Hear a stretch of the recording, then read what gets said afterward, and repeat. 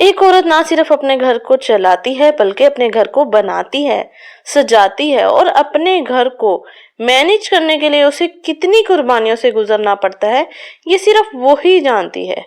और जो एक होम मेकर होती है वो जानती है कि उसने किस तरह के तरीके अपना के अपने कामों को शॉर्ट करना है और अपने घर को मैनेज करके चलना है। और उसकी अपने घर की हर छोटी बड़ी चीज पे होती है, किसी चीज को वो इग्नोर नहीं करती। चाहे आप घर के कामों पे ले लें, घर के फर्श पे ले लें, या बच्चों की जिम्मेदारी ले लें, या फिर खाना पकाने की ले लें, या घर की सफाई, हर चीज वो मेंटेन रखती है, हर चीज को मैनेज करके रखती है। अस्सलामुअलैकुम, welcome to home maker Hafiza. कैसे हैं आप सब? होपफुली के सब ठीक होंगे, अपने घरों में खुश होंगे। अल्हम्दुलिल्लाह मैं भी बिल्कुल ठीक हूँ अल्लाह के करम से। व्लॉग में अर्ली मॉर्निंग से स्टार्ट कर रही हूँ और यहाँ पे आप देख रहे हैं ये डोर के ऊपर जो मिरर बने होते हैं ना, इस पे थोड़ी सी जगह होती है।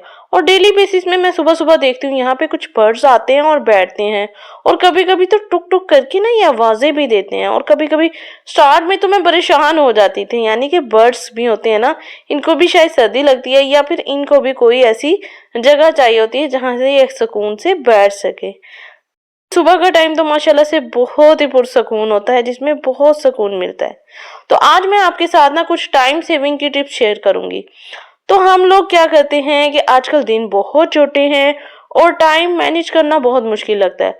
और अगर हम डेली बेसिस पे सब्जी मंगवाएं तो फिर कितना टाइम लग जाता है, हमें नाश्ते पे ही बहुत टाइम लग जाता है, और उसके बाद फिर किसी को भेजना, सब्जी मंगवाना, फिर उसके बाद इन सब्जियों को बनाना, और फिर पकाते पकाते इतना टाइम हो जाता है कि हमें घर के कामों को मैनेज करना फिर मुश्किल लगता है। तो ये सारी सब्जियां मैं एक वीक की इकट्ठी मंगवा लेती हूँ, और फ्रिज में वैसे भी ये ठीक रहती हैं, और सर्दियों में तो बिल्कुल भी ये खराब नहीं होती। इसी तरह मटर हैं, ये भी इकट्ठे मंगवा लेती हूँ, या तो इनको निकाल लिए जाते हैं, और इसमें तो मेरे हस्बैंड निकले हुए ही ले आए थे, और इनको मैं इसी तरह जिपलॉक बैग में डालूंगी और इनको फ्रीज कर दूंगी। और जब भी मुझे जितने चाहिए होंगे जरूरत के लिए मैं निकालूंगी। तो इनको जो फ्रीज किया है ना, तो इनको पकाने से पहले एक बार बस बॉईल करना पड़ेगा। इसी तरह जितनी भी सब्जियां हैं, प्याज हो गए, आलू हो गए, और बाकी जो डेली बेसिस पे पकाते हैं, तो वो सारी एक वीक की मंगवाने से मुझे ये होता है कि मेरा टाइम मैनेज हो जाता है। अगर शाम को मुझे टाइम मिल जाता है ना, तो मैं शाम में ही बैठ के, जैसे मेथी और ये मूंगरे, ये चीजें बहुत टाइम लेती हैं, तो इनको शाम में ही बैठ के मैं बना लेती हूँ, ताकि फिर मेरा नेक्स्ट डे है जो है वो इजी रहे। सब्जी बनी होती है तो काम भी बहुत जल्दी से होता है।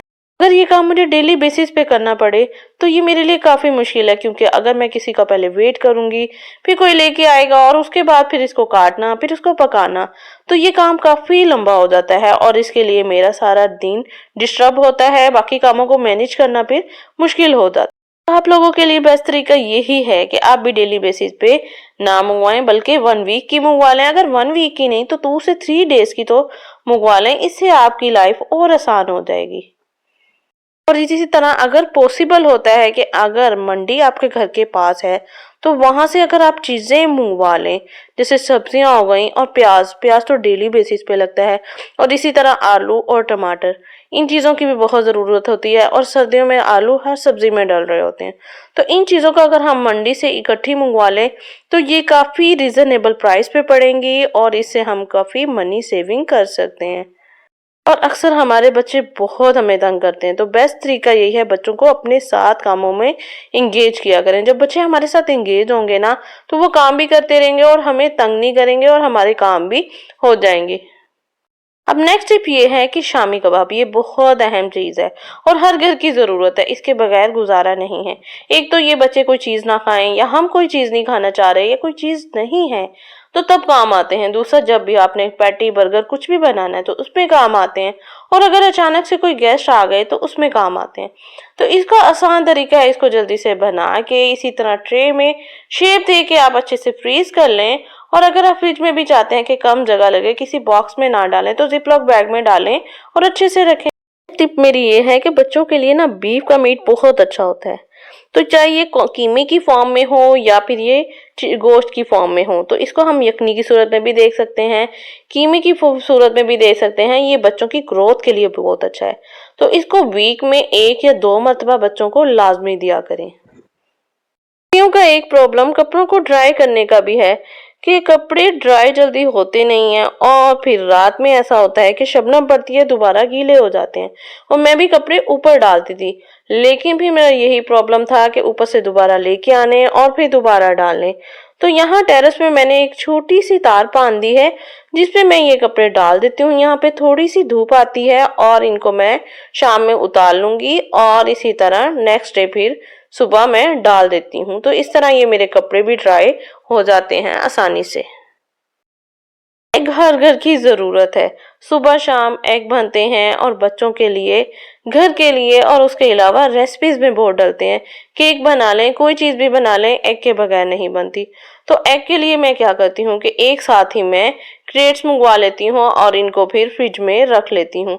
और सर्दियों में तो वैसे भी इनके रेट्स अप और डाउन होते रहते हैं, तो इसलिए मैं कोशिश करती हूँ कि एक साथ ही मैं ज्यादा मंगवा लेती हूँ। और डेली बेसिस पे हम मंगवाते रहें तो फिर टाइम भी उतना ही वेस्ट होता है। तो मैं साथ ही इनको वॉश करके ड्राई करके फ्रिज में रख देती हूँ।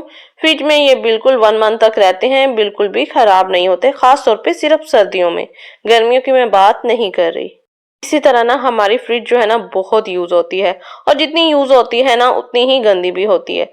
तो इसको अगर आप फुल डीप क्लीन नहीं करना चाह रहे, क्योंकि ये फुल गंदी नहीं है लेकिन इसकी शीट्स और कवर्स वगैरह गंदे हो गए हैं या इसके स्टैंड गंदे हो गए हैं, तो मैं इसको 5 मिनट के लिए बंद करती हूँ और सब चीजों को जल्दी जल्दी से वॉश कर लेती हूँ। इससे क्या है कि मेरी फ्रिज साथ साथ साफ रहती है ना।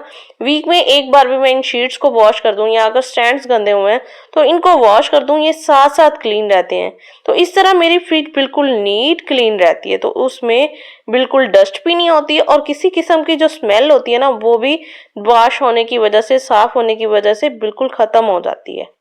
कवर्स और स्टैंड मैंने वॉश कर लिए हैं। जैसे ही ये ड्राई होंगे इनमें मैं सब चीजें सेट कर दूंगी और साथ साथ सेट कर लूंगी।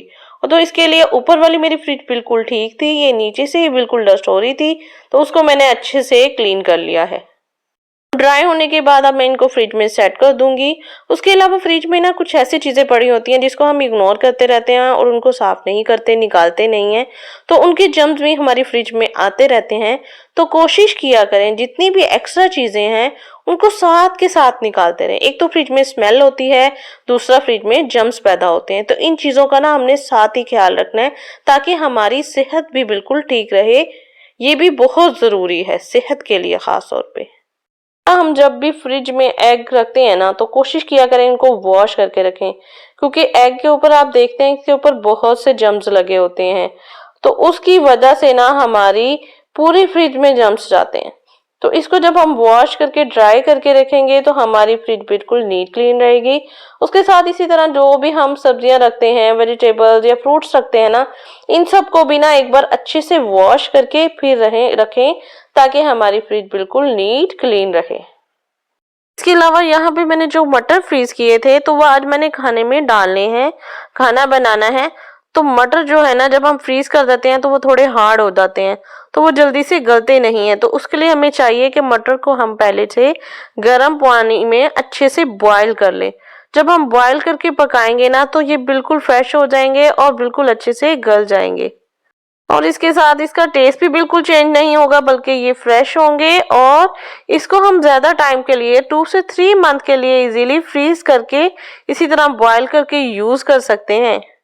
आजकल सर्दियां और हमें कोशिश करनी चाहिए कि सर्दियों में फ्रेश जूसेस बहुत अच्छे होते हैं, जैसे कि गाजर का, मौसमी का। तो या तो इसको फ्रेश घर पर बना के पी लिया करें, और अगर ऐसा पॉसिबल ना हो तो अगर आप मार्केट जाते हैं तो मार्केट से इजीली ये मिलते हैं। तो ये फ्रेश जूस, जहां हम कोल्ड ड्रिंक वगैरह ऐसी चीजें पीते हैं वहां हमें चाहिए कि ऐसा फ्रेश जूस पिए जो हमारी सेहत के लिए भी अच्छा हो और हमारी स्किन के लिए भी बेस्ट हो। हम सबसे बड़ी गलती ये करते हैं कि अपनी नमाजों को इग्नोर कर देते हैं।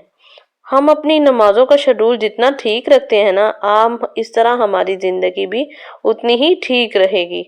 अब अगर हम अपने रिस्क, जॉब या काम की वजह से दुआओं में ताखीर कर रहे हैं तो फिर ये देखें कि क्या हम अपनी नमाजों की तरफ भी ताखीर कर रहे हैं।